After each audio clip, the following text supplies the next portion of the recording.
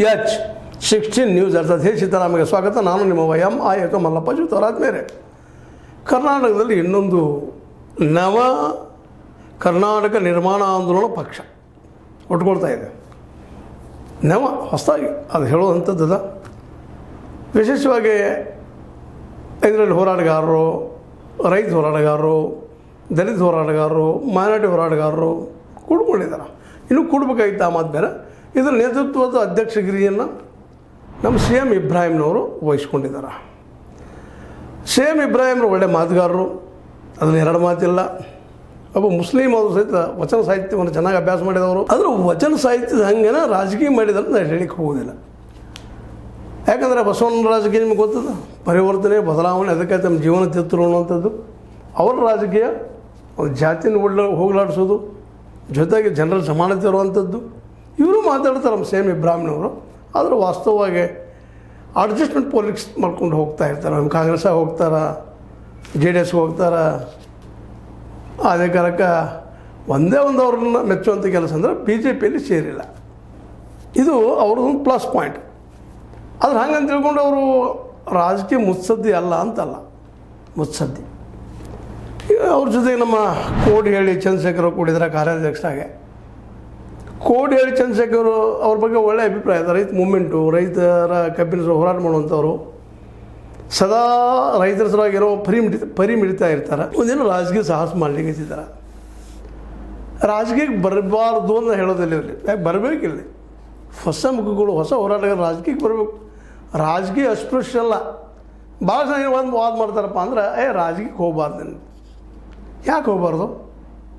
ರಾಜಕೀಯ ಯಾಕೆ ಪರಿವರ್ತನೆ ಮಾಡಬಾರ್ದು? ಹೀಗಂದ ಇವತ್ತು ನಾವು ಸುಳ್ಳರಿಗೆ, ಕಳ್ಳರಿಗೆ, ದಲಿತ ವಿರೋಧಿಗಳಿಗೆ, ಮತ್ಯ ವಿರೋಧಿಗಳಿಗೆ, ಭೂಗಳ್ಳರಿಗೆ, ನಶಾಗಳ್ಳರಿಗೆ ಅಥವಾ ಸಾರಾಯಿಗಳ್ಳರಿಗೆ ನಾವು ಬಿಟ್ಟು ಕೊಡ್ತಾ ಇದ್ದೀವಿ.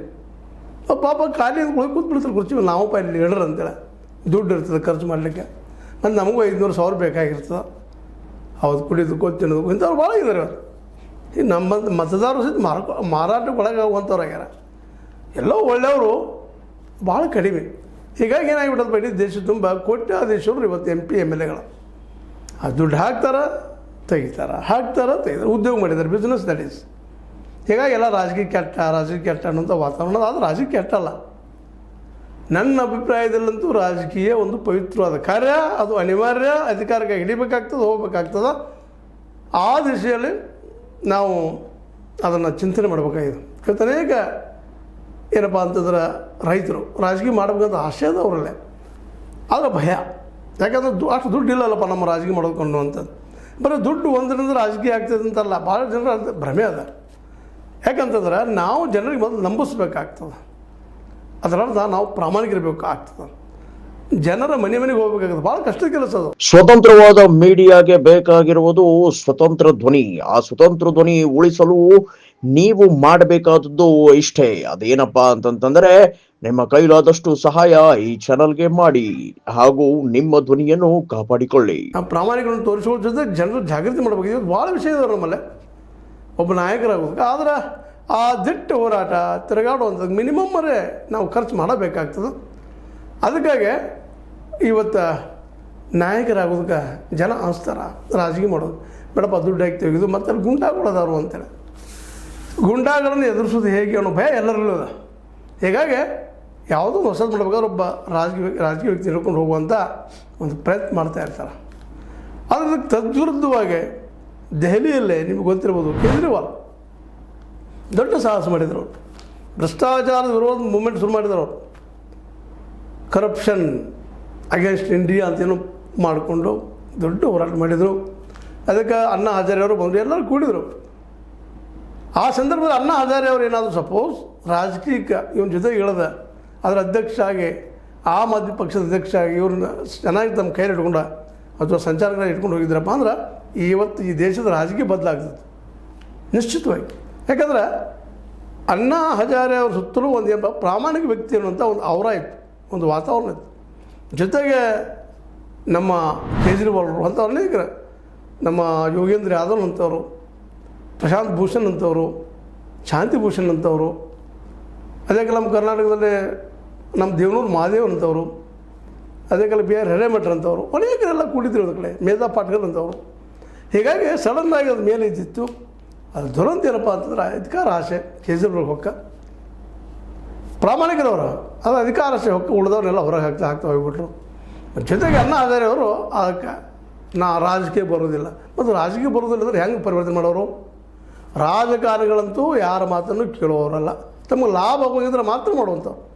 ಇದ್ರ ಎರಡು ಮಾತೇ ಇಲ್ಲ.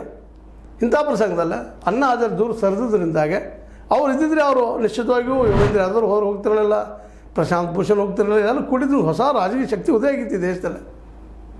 ಅದನ್ನು ಹಾಳು ಮಾಡೋದಕ್ಕೆ ಕಾರಣೀಕರ್ತರಪ್ಪ ಅಂದ್ರೆ ನಮ್ಮ ಮೊದಲನೇದಾಗಿ ಅಣ್ಣಾ ಹಜಾರೆ, ಎರಡನೇದಾಗಿ ಕೇಜ್ರಿವಾಲ್ ಒಬ್ಬೊಬ್ಬರಾಗಿ ಹೊರಗೆ ಹಾಕ್ತಾ ಹೋಗಿಬಿಟ್ರು. ತಾನೊಬ್ಬಪ್ಪ ಸರ್ವಾಧಿಕಾರಿ ಹೇಳಿದ್ರು. ಅವರು ಇನ್ನೊಂದು ಕಾಂಗ್ರೆಸ್ ಅಂಥದ್ದು, JDS ಅಂಥದ್ದು, BJP ಅಂಥದ್ದು ಪಕ್ಷ ಆಗಿಬಿಡ್ತು.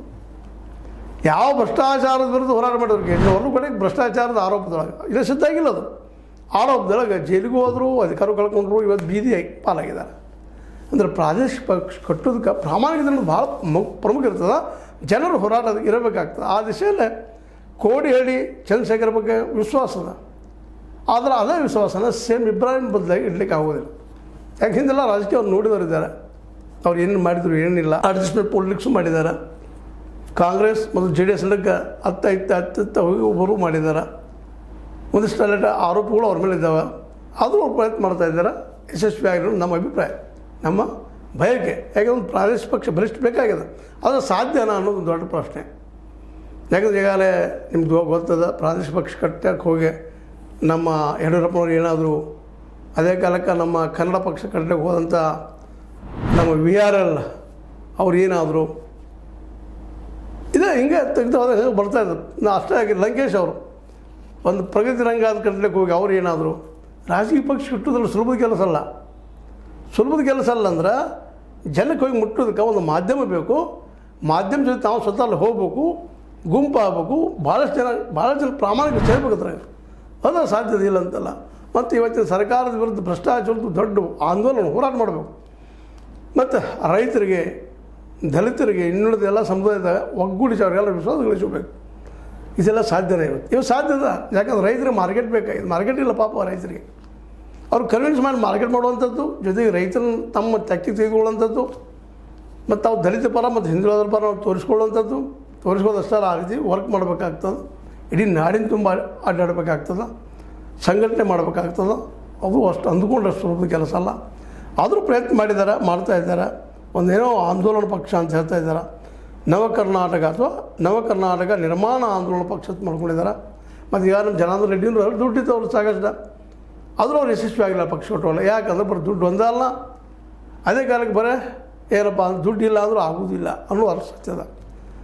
ಹೀಗಾಗಿ ಇವತ್ತೇನೋ ನಮ್ಮ ಸೇಮ್ ಇಬ್ಬರನ್ನು ಸಾಹಸ ಮಾಡಲಿಕ್ಕೆ ಅವ್ರ ಜೊತೆ ಕೋಡಿಹಳ್ಳಿ ಚಂದ್ರಶೇಖರ್ ಅವರು, ಅದೇ ಕಾಲಕ್ಕೆ ಏನಪ್ಪ ಅಂತಂದ್ರೆ ಎನ್ ಮೂರ್ತಿ ಅನ್ನೋಂಥವ್ರು, ಆರ್ ಮೋಹನ್ ರಾಜ್ ಅನ್ನೋಂಥವ್ರು, ಯುನುಸ್ ಖಾನ, ಭಕ್ತರಹಳ್ಳಿಯ ಭೈರೇಗೌಡ, ಪಿ ಮೂರ್ತಿ, ಅದೇ ಕಾಲಕ್ಕೆ ಎಂ ಗೋಪಿನಾಥ, ಹಿಂಗೆ KM ಯಶಲ್ದಾರ, ಶೇಬು, ರಾಧಾಕೃಷ್ಣ, ಇಂಥೆಲ್ಲ ಕುಡ್ಕೊಂಡು ಏನೋ ಒಂದು ಸಾಹಸ ಮಾಡಾಕ್ತಾರೆ.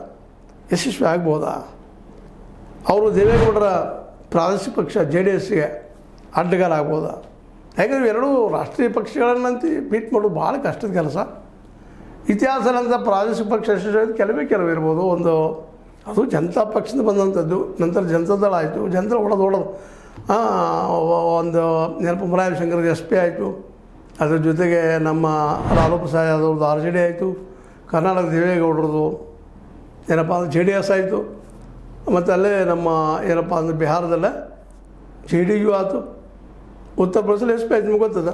ಹೀಗಾಗಿ ಅಲ್ಲೇ ಅದು ಹಿಂದೆ ಒಂದು ರಾಷ್ಟ್ರೀಯ ಪಕ್ಷದ ದೊಡ್ಡ ನಾಯಕರು ಕಟ್ಟಿದಂಥದ್ದು. ಅದು ಇಲ್ಲಿ ಇದಿಲ್ಲ. ಇಲ್ಲಿ ದೇವೇಗೌಡರು ದೊಡ್ಡ ರಾಷ್ಟ್ರೀಯ ಪಕ್ಷದ ರಾಷ್ಟ್ರೀಯ ರಾಜಕಾರಣದ ವ್ಯಕ್ತಿ ಆಗಿದ್ದರು. JDSನಲ್ಲಿ ಒಳ್ಳೆಯ ನಾಯಕರು ಇದ್ರಲ್ಲೇ. ಅದರನ್ನೆಲ್ಲ ಕಳ್ಕೊಂಡ್ರು ನಮ್ಮ ಕುಟುಂಬದ ಮೇಲಿನ ಆಸೆ ಇದೆ ದೇವೇಗೌಡರು. ಅದಕ್ಕೆ ಇವತ್ತು 16-17 ಬಂದಿದ್ದಾರೆ. ಇವರಲ್ಲಿ ಅಂತ ಹೇಳ್ಕೊಳ್ಳೋಂಥವ್ರಿಲ್ಲ. ಕೋಡಿಹಳ್ಳಿ ಚಂದ್ರಶೇಖರ್ನ ಕೆಲವೊಂದಿಷ್ಟು ರೈತರು ಆರೋಪ ಮಾಡ್ತಾ ಇರ್ತಾರೆ, ಇಲ್ಲಂತಲ್ಲ. ಆದರೂ ಪ್ರಾಮಾಣಿಕರಪ್ಪ ಇದ್ದಿದ್ದಿಲ್ಲ, ಸಮತಿಗೆ ಬೆಳೆದಂತೆ ಅಂಥವ್ರು ಇನ್ನಷ್ಟು ಕೂಡಬೇಕು, ಜನ ಸಮೀಪ ಹೋಗಬೇಕು, ಸಮಸ್ಯೆಗಳು ಸ್ಪಂದಿಸಬೇಕು. ನೀವೆಲ್ಲ ಮಾಡಿದಾಗ ಈ ಪಕ್ಷಕ್ಕೆ ದುರಾಡಳಿತ ಅಂತ್ಯ ಮಾಡಲಿಕ್ಕೆ ಏನೋ ಹೊಸ ಪಕ್ಷ ಕಟ್ಟಿದ್ದಾರೆ. ಆದರೆ ಅದು ಕಟ್ಟಬಹುದು, ಅದು ದುರಾಡಳಿತ ಅಂತ್ಯ ಮಾಡ್ತೀನಿ ಅನ್ನೋದು ವಿಶ್ವಾಸ ಮೂಡಿಸ್ಬೇಕು ಜನರಲ್ಲೇ. ಅಂದಾಗ ಸಾಕ್ತಿಲ್ಲ. ಬರೀ ದುಡ್ಡು ಒಂದರಿಂದ ಆಗೋದಿಲ್ಲ, ಬರೀ ನಿರಂತರ ಹೋರಾಟ ಮಾಡೋದು ಒಂದಾಗೋದು ಎಲ್ಲನೂ ಬೇಕು, ಜನರು ಕನ್ವಿನ್ಸ್ ಆಗಬೇಕು. ಅದನ್ನು ಮಾಡೋದಕ್ಕೆ ಏನು ಮಾಡ್ತಾರೆ ಇವರು, ಹೊಸ ಒಂದು ಹೋರಾಟಕ್ಕೆ ಹೊಸ ರೂಪನೇ ಕೊಡ್ಬೋದು. ನೋಡೋಣ ಮುಂದೆ ಏನಾಗ್ತದೆ. ಆದರೂ ಒಂದು ಹೊಸ ಪಕ್ಷ ಹುಟ್ಟಾಕೋದಕ್ಕೆ ಸೇಮ್ ಇಬ್ರಾಹಿಮ್ರು ಜೊತೆಗೆ ಕೋಡಿಹಳ್ಳಿ ಚಂದ್ರಶೇಖರ್ ಅವರು ಕೊಟ್ಟು ಪ್ರಯತ್ನ ಮಾಡ್ತಾರೆ, ಈಗ ಮಾಡ್ತಾಯಿದ್ದಾರೆ. ಇವತ್ತಂದರೆ ಅನಿವಾರ್ಯ ಒಂದು ಪಕ್ಷ ಬೇಕಾಗಿದೆ ಜನಕ್ಕೆ. ಈ ಮೂರು ಪಕ್ಷ ಬಿಟ್ಟು ಹೊಸದು ಬೇಕಾಗಿದೆ. ಅದು ಸದುಪಯೋಗ ಮಾಡ್ಕೊಳ್ಳೋಂಥ ಶಕ್ತಿ ಇದಕ್ಕೆ ಅದನ ಅನ್ನೋದು ಇವತ್ತು ಪ್ರಶ್ನೆ ಅದ. ಉತ್ತರ ನೆಗೆಟಿವ್ ಅನ್ನೋದು ಪಾಸಿಟಿವ್ ಅನ್ನೋದು. ನೆಗೆಟಿವ್ ಸಾಧ್ಯ ಇಲ್ಲ ಅಂತ ಅನ್ಸೋದು, ಪಾಸಿಟಿವ್ ಪ್ರಯತ್ನ ಭಾಳ ಅದ ಅಂತ ಹೇಳ್ತಾರೆ. ಈ ಹೊಸ ಪಕ್ಷ ನಿಜವಾಗಿಯೂ ಕರ್ನಾಟಕ ನವನಿರ್ಮಾಣ ಮಾಡಲಿ, ಭ್ರಷ್ಟಾಚಾರ ರಹಿತ ಮಾಡಲಿ, ಎಲ್ಲರಿಗೂ ಉದ್ಯೋಗ ಸಿಗುವಂಥ ಆಶ್ವಾಸನೆ ಎಲ್ಲರೂ ಮೂಡಿಸಲಿ, ರೈತರಿಗೆ ಮಾರ್ಕೆಟ್ ಕೊಡುವಂಥದ್ದಾಗಲಿ ಕೊಡಿಸುವಂಥದ್ದಾಗಲಿ ಎಲ್ಲ ದಿಶೆಯಲ್ಲಿ ಹೋರಾಟ ಮಾಡಿ ಜನಮನವನ್ನು ಮುಟ್ಟಲಿ ಎನ್ನುವಂಥ ಆಶಯದಿಂದ ಈ ಹೊಸ ಪಕ್ಷಕ್ಕೆ ಸ್ವಾಗತ ಕೊಡ್ತಾ ನನ್ನ ಮಾತು ಮುಗಿಸ್ತಾ ಇದ್ದೀನಿ. ಇದು ನಿಮ್ಮ ಲೈಕ್ ಆಗಿರ್ಬೋದು. ಲೈಕ್ ಮಾಡಿ, ಶೇರ್ ಮಾಡಿ, ಕಾಮೆಂಟ್ ಮಾಡಿ, ಜೊತೆ ಸಬ್ಸ್ಕ್ರೈಬ್ ಮಾಡಿ. S16 ನ್ಯೂಸ್ ಅರ್ಥ ತಿಳಿಸಿದ್ದಾರೆ. ಸತ್ಯದ ಕೈಗಳಲ್ಲಿ ವಂದನೆಗಳು.